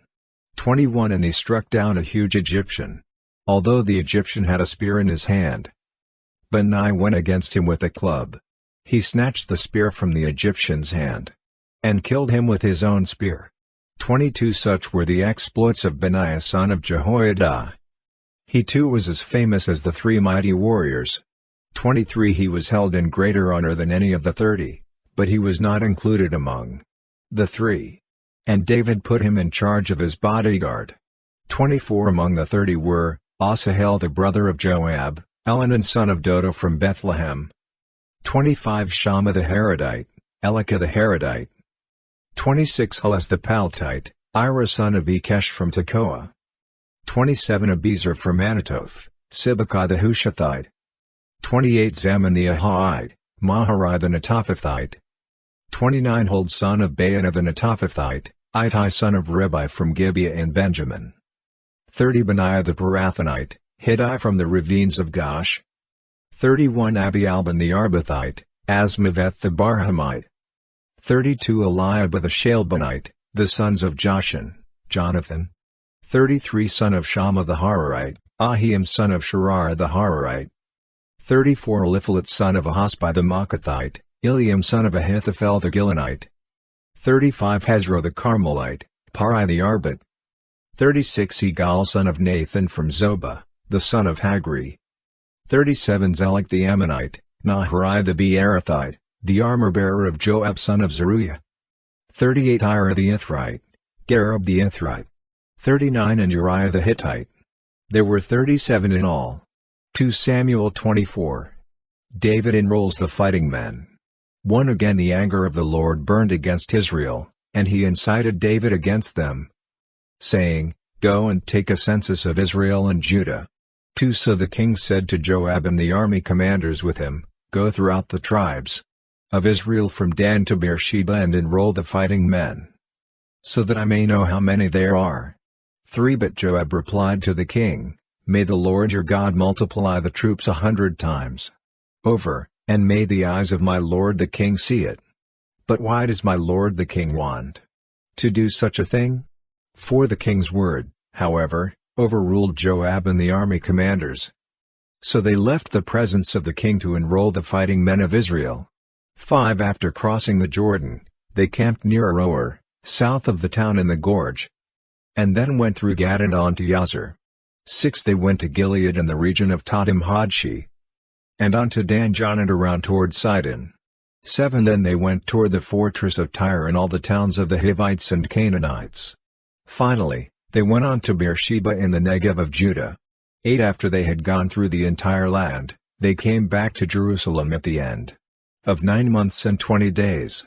9 Joab reported the number of the fighting men to the king. In Israel there were 800,000 able-bodied men who could handle a sword, and in Judah 500,000.